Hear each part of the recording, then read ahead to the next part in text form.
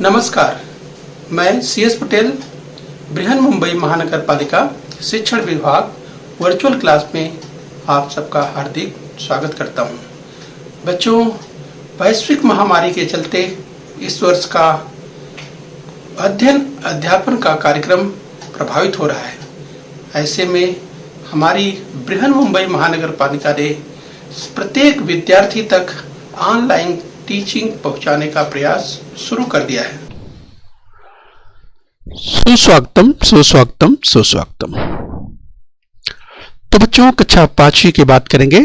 कक्षा 5वीं में आज हम देखने वाले हैं इस बच्चों परिसर अध्ययन भाग 2 यानी इन्वायरमेंटल स्टडीज 2 की बात करेंगे।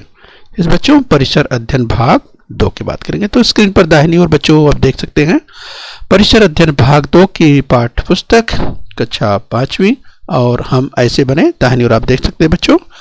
तो बच्चों आज हम सीखने वाले हैं इस परिसर अध्ययन भाग 2, जिसमें आज का पाठ है बच्चों पाठ 2 इतिहास और कालखंड की संकल्पना भाग 2 यानी history and the concept of time part 2 की हम बात करने वाले हैं। तो बच्चों इस इतिहास और कालखंड की संकल्पना पार्ट 1 बच्चों आपने पढ़ लिया होगा। बच्चों अगर आपने नहीं पढ़ा होगा तो इसी चैनल पर उपलब्ध है बच्चों। पार्ट 1 आप पढ़ लीजिए, इसके बाद पार्ट 2 पढ़ेंगे तो अच्छी तरह से समझ में आ जाएगा। यस बच्चों, तो इतिहास और कालखंड की संकल्पना भाग 2 ये हम देखने वाले हैं विस्तार से, यानी बच्चों history and the concept of time part 2 हम विस्तार से देखने वाले हैं। ओके बच्चों, तो बच्चों मैं CS Patel virtual training centre MCGM Mumbai से। आइए बच्चों आगे बढ़ते हैं।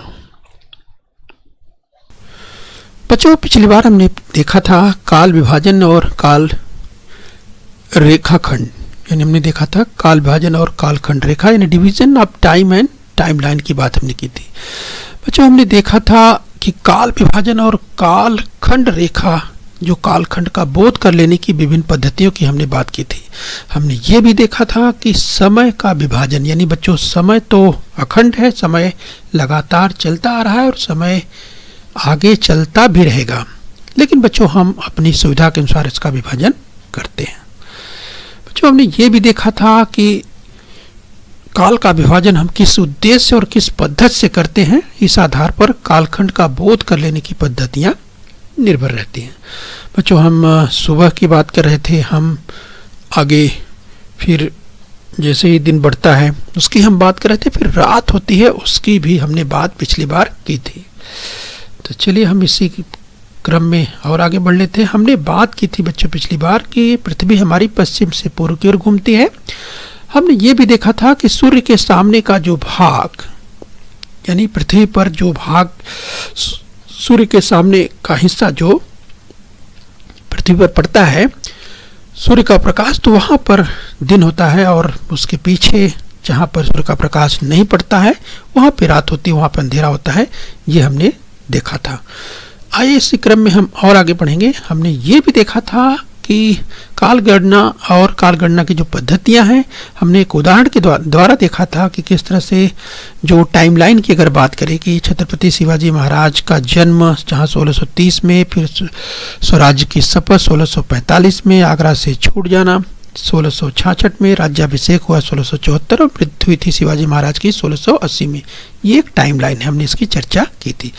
तो बच्चों संपूर्ण विश्व में कालगणना की अनेक पद्धतियां प्रचलित हैं और इन पद्धतियों में ईस्वी सन यह प्रणाली सबसे अधिक प्रचलित है। आइए इसी क्रम में और आगे बढ़ेंगे। इतिहास का काल विभाजन की किसी बात करें बच्चों तो इतिहास भूतकाल की घटनाओं का ज्ञान कराने वाला विज्ञान है। तो सबसे पहले बच्चे जो हम भूतकाल की बात करते हैं तो हम पीछे बात करें तो बहुत पीछे, यानी अगर हम ब्रह्मांड की बात करें बच्चों, यूनिवर्स की बात करें तो बच्चों स्क्रीन पर जो आप चित्र देख पा रहे हैं ये यूनिवर्स का चित्र है। आप यहाँ पर छोटे बड़े लाखों करोड़ों अरबों खरबों यानी असंख्य पिंड देख सकते हैं बच्चों। इस तरह से हमारे ब्रह्मांड में असंख्य पिंड है और बच्चों ऐसा माना जाता है कि कोई भी पिंड अगर देखा जाए तो वह स्थिर नहीं है। तो जरा देखने का प्रयास कीजिए, समझने का आगे हम प्रयास करेंगे। जब हम बच्चों बात करते हैं भूतकाल की घटनाओं का, भूतकाल ही इतिहास का कालखंड है। और बच्चों ये कालखंड जो आज की अगर बात करें 2020 की बात करें, तो अगर इसके पीछे आप यानी अगर हम कहें कि कालखंड को यानी काल को, अगर समय को बच्चों खंड करने की बात आए तो काल तो अखंड है, लेकिन फिर भी यहाँ पर जो उसके पहले हमने चर्चा की किस तरह से आवश्यकता के अनुसार किस तरह से उसका विभाजन किया जाता है।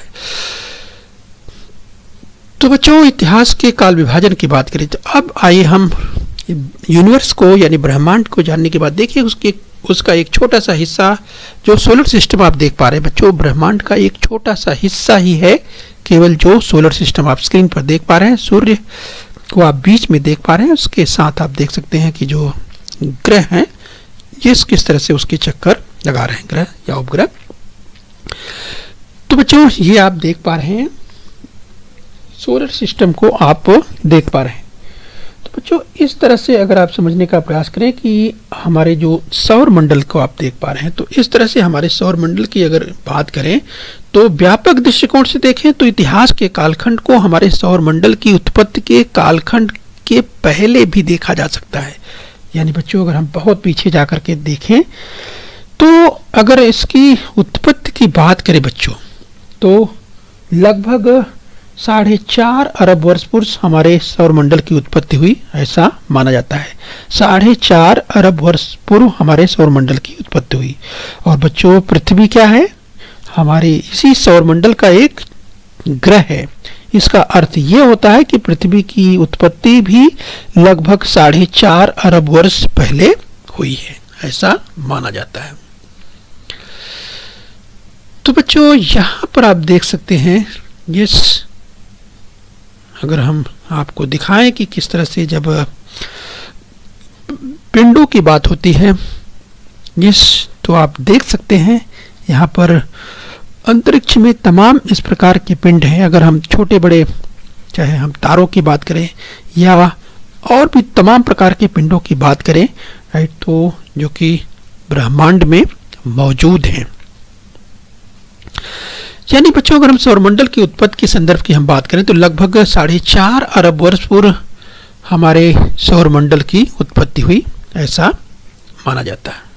तो स्क्रीन पर आप देख सकते हैं पृथ्वी सौरमंडल का एक ग्रह है। हमने कहा इसका मतलब यह है कि पृथ्वी की उत्पत्ति भी लगभग 4.5 अरब वर्ष पूर्व हुई है। ध्यान रखिए पृथ्वी की उत्पत्ति से लेकर अब तक इन 4.5 अरब वर्षों के विशाल कालखंड को एकदम से समझ लेना आवश्यक है। तो जरा ध्यान से देखने का प्रयास कीजिए बच्चों। ये विभाजन अगर हम इसको समझने का प्रयास करें तो ये 2 चरणों में माना जाता है बच्चों। इसको अगर हम देखें तो एक प्रागैतिहासिक काल यानी प्री हिस्टोरिक पीरियड की दृष्टिकोण से देख सकते हैं और एक हिस्टोरिक यानी ऐतिहासिक कालखंड के रूप में देख सकते हैं। तो बच्चों जो पृथ्वी की उत्पत्ति से लेकर अब तक जो 4.5 अरब वर्षों के इस कालखंड को समझने की बात करें तो इसका जो विभाजन है मुख्यतः 2 चरणों में किया जाता है। पहला आप देख पा रहे हैं जिसे प्रागैतिहासिक कालखंड कहते हैं बच्चों, यानी प्री हिस्टोरिक पीरियड जिसे कहते हैं, और दूसरा है ऐतिहासिक कालखंड जिसे हिस्टोरिक पीरियड कहते हैं। तो ध्यान रखिए प्रागैतिहासिक कालखंड की बात करें यानी प्री हिस्टोरिक पीरियड की बात करें बच्चों, जिस कालखंड का इतिहास लिखने के लिए लिखित प्रमाण नहीं पाए जाते हैं उस कालखंड को प्रागैतिहासिक कालखंड कहते हैं। और प्राग का अर्थ पूर्व है, यस पूर्व का। तो बच्चों प्रागैतिहासिक नाम से स्पष्ट है प्री हिस्टोरिक पीरियड। ध्यान रखिए ये उस कालखंड की बात हो रही है जिसमें इतिहास लिखने के लिए लिखित प्रमाण नहीं पाए जाते हैं।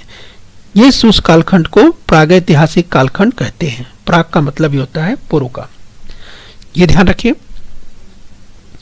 से संबंधित कुछ आप चित्र देख सकते हैं बच्चों की जिस समय इतिहास लेखन की परंपरा नहीं थी, इतिहास लिखने के प्रमाण नहीं पाए जाते थे, उस कालखंड को प्रागैतिहासिक कालखंड कहते हैं। तो स्क्रीन पर संबंधित आप चित्र देख सकते हैं जो कि प्री हिस्टोरिक पीरियड के हैं। आप देख सकते हैं इस कालखंड में इतिहास लेखन परंपरा नहीं थी। हम ऐतिहासिक कालखंड की बात करेंगे, यानी हिस्टोरिक पीरियड की बात करेंगे बच्चों। इस कालखंड में इतिहास लिखने के लिखित प्रमाण पाए जाते हैं। इस कालखंड को इसीलिए ऐतिहासिक कालखंड कहा जाता है। तो स्क्रीन पर आप देख सकते हैं बच्चों, जब ऐतिहासिक कालखंड की बात करते हैं, इतिहास लेखन की परंपरा यहाँ पर पाई जाती है। तो इस तरह के चित्र स्क्रीन पर आप देख सकते हैं। इस विभिन्न प्रकार के किलों की बात करें, यस आप देख सकते हैं जो स्क्रीन पर जो है कि अगर हम वास्तुओं की बात करें तो जो वास्तु आपको दिखाई दे रहे हैं बच्चों, ये ऐतिहासिक कालखंड के हैं, यानी इनके समय में इतिहास लिखने के जो है प्रमाण पाए जाते हैं। तो स्क्रीन पर आप देख पा रहे हैं। काल मापन की वैज्ञानिक पद्धतियां और काल निर्धारण, यानी scientific method of measuring time and establishing age, यानी डेटिंग की बात करें तो बच्चों, हम आज कौन सा दिन है अथवा कौन सी तिथि या तारीख है, जब हम निश्चित करते हैं तब हम काल गणना करते हैं। बच्चों यहाँ समझने की बात है, जब हम ये कहते हैं कि हम इन पद्धतियों में काल गणना अगले अथवा पिछले क्रम से की जाती है। जैसे यह महीना जून है तो फिर पिछला महीना मई था, तो इस तरह से अगला महीना जुलाई, फिर आगे आएगा अगस्त। अगर तारीख आज जो भी तारीख, जैसे अगर आज 10 तारीख है तो कल 11 तारीख होगी, ये जो बीत गया वो 9 तारीख। तो इस तरह से बच्चों यहाँ पर आपको समझना है। यानी हम अगर डेट की बात करें, जैसे अगर मई महीने की बात करें, मई महीने के बाद जून का महीना, जून के महीने के बाद ये जुलाई का महीना, इस क्रम में आते रहता है। यस, तो इस तरह से आप इसे समझ सकते हैं। इसी तरह से तो हम निश्चित करते हैं हम काल गणना की बात कर रहे हैं। बच्चों, ईस्वी सन का प्रारंभ होने से पूर्व के कालखंड में घटित घटनाओं का अध्ययन करते समय उनके कालखंडों का उल्लेख ईसा पूर्व अमुक वर्ष इस प्रकार माना जाता था। बच्चों स्क्रीन पर आप देख सकते हैं, यहाँ पर जब हम कुछ बात करते हैं, ईसा पूर्व की बात करते हैं, तो देखिए तमाम अगर खंडहरों की बात करें, जिन खंडहरों को देख करके आप सोच सकते हैं कि ये हजारों वर्ष पहले या इससे और भी अधिक वर्ष पहले इनका जो निर्माण हुआ होगा बच्चों। बट इसका हम केवल अनुमान लगा रहे हैं या इसके बारे में पता भी कर सकते हैं। इसकी जानकारी इसी संदर्भ में हम लोग आगे लेने वाले हैं, तो ध्यान रखिए। इसी क्रम में आगे बढ़ेंगे बच्चों। इसमें से कुछ घटनाओं की जानकारी हमें भूमि के नीचे दबे प्रमाणों के आधार पर प्राप्त करनी पड़ती है। वह प्रमाण संभवतः वस्तु अथवा भवन के अवशेष के रूप में होता है। आप स्क्रीन पर आप देख सकते हैं, यहाँ पर जो कि आपको बहुत सुंदर दिखाई दे रहा है, लेकिन कुछ सालों के बाद, ये हजारों साल हो सकते हैं, लाखों वर्ष भी लग सकते हैं, लेकिन जब वो खंडहर हो जाता है तो उसके बाद उसका पता लगाना, यानी भवन के अवशेष के आधार पर उसका पता लगाना कि आखिर में ये भवन, इसका निर्माण कब हुआ होगा, यानी ये समझने की बात है। आगे हम समझने का प्रयास करेंगे कि भूमि के नीचे मिट्टी की एक और दूसरी ऐसी अनेक परतें संचित रहती हैं। मिट्टी की परतों और उन परतों में पाए जाने वाले अवशेषों के कालखंड अमुक तिथि से अमुक तिथि तक है, ऐसा निश्चित रूप से नहीं कहा जा सकता, परंतु इसके लिए प्रयास किए जाते हैं। स्क्रीन पर आप देखिए, बाईं ओर आपको जो इमेज दिखाई दे रही है कि देखिए, अगर परतों की बात करें, ये जो बेड्स की संस्तरों की बात करते हैं मिट्टी के, तो वो दिखाई दे रहे हैं। इसके अलावा यहाँ पर आप समझ सकते हैं, जब हम फॉसिल्स की बात करते हैं, यानी हम जब अवशेषों की बात करते हैं, तो यहाँ पर स्क्रीन पर दाहिनी ओर स्क्रीन पर आप देख सकते हैं कि इन अवशेषों के द्वारा ही जो कालखंड पता करने की बात होती है, वो कालखंड पता किया जाता है। तो आगे हम समझने का प्रयास करें वो कौन सी पद्धति है। तो ऐसा निष्कर्ष यदि कालमापन के आधार पर निकाला गया तो यह कहा जा सकता है कि उस बर्तन का कालखंड ईसा पूर्व लगभग 3000 वर्ष का है, और इसी के आधार पर उस बर्तन की संस्कृत कालखंड ईसा पूर्व लगभग 3000 का है, ऐसा कहा जाता है। तो चलिए, इस तरह से अगर ज्ञात होने के बाद जब निष्कर्ष निकाला जाता है, तो निष्कर्ष निकाले के बाद अगर पता चलता है तो इससे पता चलता है कि ये बर्तन कब का है। यहाँ पर देखिए बच्चों, जब हम ईसा पूर्व की बात करते हैं, यानी बिफोर क्राइस्ट की बात करते हैं, ईसा पूर्व की बात करते हैं, तो आप समझ सकते हैं कि स्क्रीन पर आप देखिए कुछ घटनाएं दी गई हैं जो कि इतने ईसा पूर्व में ये घटित हुई हैं। जिस ईसा पूर्व की अगर बात करें तो यहाँ पर आप देख सकते हैं।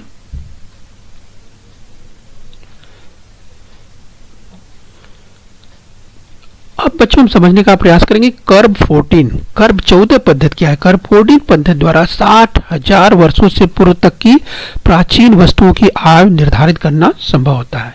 और बच्चों ये पद्धति बिलार्ड लीबी नामक वैज्ञानिक ने आविष्कार किया था। किसी वस्तु की आयु को निर्धारित करने की इस वैज्ञानिक पद्धति को कर्ब 14 पद्धति कहा जाता है। तो स्क्रीन पर आप देख पा रहे हैं ये महोदय, ये महाशय हैं बिलार्ड लीबी। आप देख सकते हैं इन्होंने ही प्रयास किया था इसके लिए। ये इसकी किस तरह से 60,000 वर्षों तक की जो प्राचीन वस्तुओं की आयु निर्धारित करना संभव हो पाता है बच्चों। और ये किस पद्धति से हो पाता है? ये होता है कर्ब 14 पद्धति से। तो इस तरह से कर्ब 14 पद्धति द्वारा बिलार्ड लीबी ने ये जो जिस आविष्कार की हम बात करें, जिस पद्धति की बात करें, उस पद्धति के द्वारा इन्होंने तय की है। इससे पता लगाया जाता है।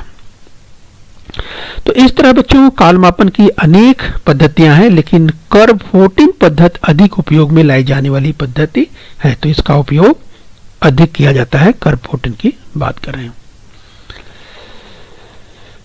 आइए बच्चों थोड़ा सा अभ्यास कर लेंगे कि स्क्रीन पर आपको एक कथन मिलेगा। पहचानना कि ये कथन सत्य है या असत्य है। अगर असत्य है तो सत्य करके लिखना है।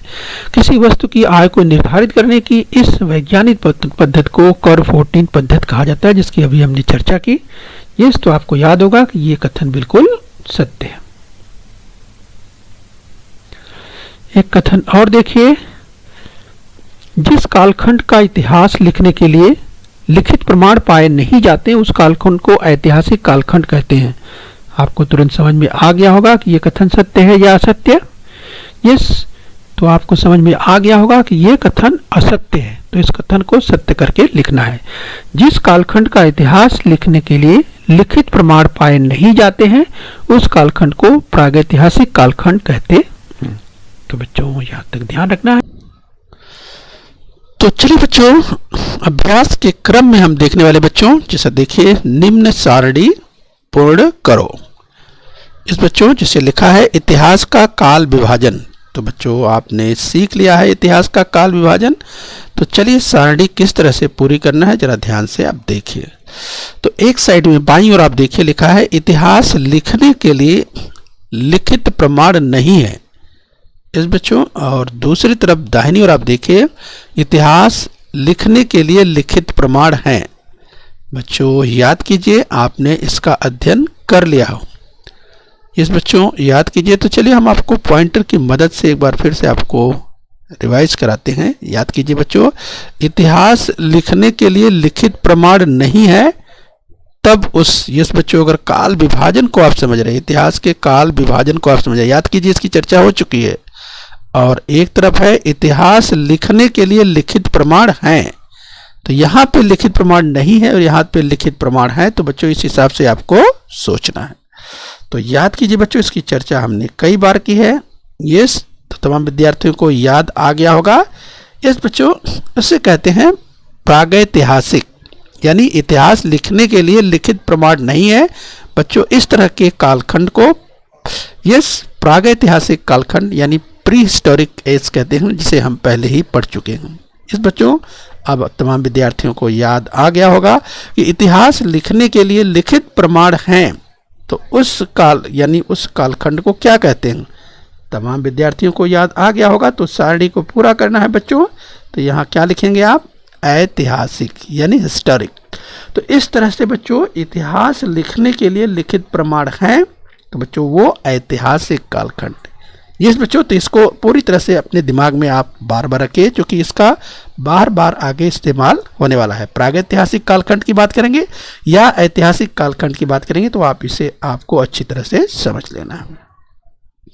आइए बच्चों, अगर कालखंड की बात कर रहे हैं तो इसी क्रम में और हम एक उपक्रम की बात कर रहे हैं, राइट। तो जरा ध्यान से देखिए, एक उपक्रम के द्वारा आप कैसे इसे आप अच्छी तरह से और समझ सकते हैं। तो दिए गए मासिक नियोजन के अनुसार अपना मासिक नियोजन, यानी बच्चों यहाँ पर देखिए एक मंथली प्लान बनाया हुआ है। जरा ध्यान से देखिए तो यहाँ आप देख सकते हैं कि यहाँ लिखा है फरवरी, और बच्चों यहाँ देखिए ये देखिए रविवार, सोमवार, मंगलवार, बुधवार, गुरुवार, शुक्रवार और शनिवार। अब बच्चों जरा ध्यान से देखिए, फरवरी का महीना 1 तारीख से शुरू हो रहा है, राइट। 2 तारीख को देखिए, 3 तारीख को देखिए, 4 तारीख को देखिए, 5 तारीख को देखिए। बच्चों 5 तारीख में यानी 5 फरवरी को क्या लिखा है, क्रिकेट का मैच। यानी बच्चों यहाँ पर एक नियोजन आपको बना हुआ दिया गया है। इसी तरह से बच्चों आपका अपना खुद का नियोजन बनाना है। क्या लिखा है, दिए गए मासिक नियोजन के अनुसार अपना मासिक नियोजन बनाओ। मतलब बच्चों ये किसी भी महीने की, यानी अगर बच्चों हम कोई भी महीने की बात करते हैं, जिस महीने से आप शुरुआत करिए, 1 तारीख से शुरुआत करिए और आप पूरे महीने का नियोजन बनाइए। यस बच्चों, नियोजन करिए। अब जैसे यहाँ पर नियोजन देखिए, यस पहले ही फरवरी के महीने में यहाँ पर देखिए 5 तारीख को क्रिकेट का मैच होना है। यस ये तय है। आगे देखिए 6 को 7 को, इस दिन कुछ खास नहीं है। आगे नियोजन क्या है, 8 तारीख को देखिए संगीत क्लास है। यानी ये आपको ध्यान रखना है कि इस नियोजन के अनुसार 8 तारीख को संगीत क्लास है। 9 तारीख को देखिए मित्र का जन्मदिन है, तो ये नियोजन में पहले से ही है। यस ये भी ध्यान रहेगा कि 9 फरवरी को मित्र का, दोस्त का जन्मदिन है। चलिए 10 को कुछ खास नहीं। 11 तारीख को देखिए, 11 फरवरी को बुआ जी आ रही हैं, तो चलिए ये भी खास है क्योंकि बुआ जी आ रही हैं। 12 फरवरी को कुछ खास नहीं। 13, 14, 15, ये 16, इसी तरह से 17 और 18 को देखिए गणित की जांच परीक्षा, 18 तारीख को तो लिख दिया। 19 को छत्रपति शिवाजी महाराज जयंती, 19 फरवरी खास दिन है, तो ये आप देख सकते हैं नियोजन में। फिर 20 फरवरी देखिए दादाजी से मिलने जाना है, ये खास है, इसे आप नोट कर सकते हैं। और इस तरह से 21, फिर 22 को संगीत क्लास है, तो आप देख सकते हैं बच्चों संगीत की क्लास पिछली बार भी शनिवार को ही थी, यहाँ 8 तारीख को देख सकते हैं। फिर 22 तारीख को संगीत क्लास है। 24 तारीख को देखिए, 24 तारीख को सोमवार को गांव का मेला, इस तरह से यहाँ पर नियोजन में दिया गया है। और बच्चों इसी तरह से देखिए 27 फरवरी मराठी भाषा गौरव दिवस यहाँ पर आपको दिखाई दे रहा है। तो इस तरह से बच्चों ये तो नियोजन फरवरी का है, राइट।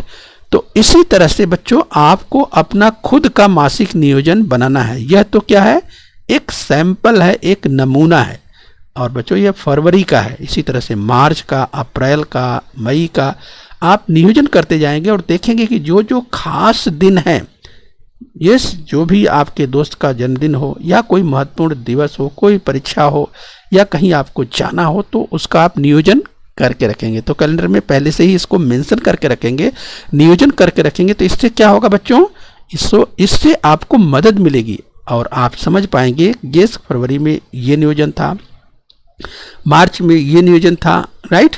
तो ये इसी तरह से समय का भी बच्चों इसी तरह से जो आपने पढ़ा, ये प्रागैतिहासिक कालखंड की बात करें, उसके बाद ऐतिहासिक कालखंड की बात करें, तो ये सारी चीज़ें एक एक पल जो समय है बच्चों, एक एक पल आगे आता रहता है, बढ़ता रहता है और चीज़ें आती रहती हैं। यस बच्चों, जैसे यहाँ पर आप देख सकते हैं 1 तारीख, फिर 2 तारीख, फिर 3 तारीख, ये इस तरह से ये समय जो है का चक्र, समय का पहिया, समय का चक्र लगातार चलते रहता है। यस, तो नियोजन के द्वारा आप अच्छी तरह से समझ पाएंगे। इसके बाद इसी तरह का नियोजन करेंगे तो बच्चों कालखंड को और अच्छी तरह से आप समझ पाएंगे। और बच्चों इसी तरह से आप कालखंड को जैसा कि आपने इसके पहले प्रागैतिहासिक कालखंड, काला और ऐतिहासिक कालखंड पढ़ा हुआ है, तो बच्चों बार बार इन शब्दों का प्रयोग होगा, आपको अपने दिमाग में रखना है। तो चलिए बच्चों, ये कृति है, आप पूरा करेंगे, इससे भी आपको बहुत कुछ सीखने को मिलेगा। यस बच्चों, तो हम उम्मीद करते हैं बच्चों आपने इसे अच्छे से समझ लिया है और इस उपक्रम को करने का आप जरूर प्रयास करेंगे। ओके बच्चों।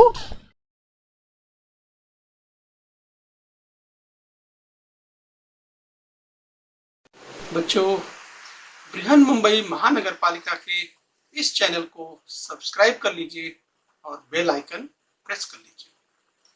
तो बच्चों, हम उम्मीद करते हैं यहाँ तक आपने समझ लिया है। आगे फिर मिलेंगे। आज के लिए इतना ही। Thank you very much.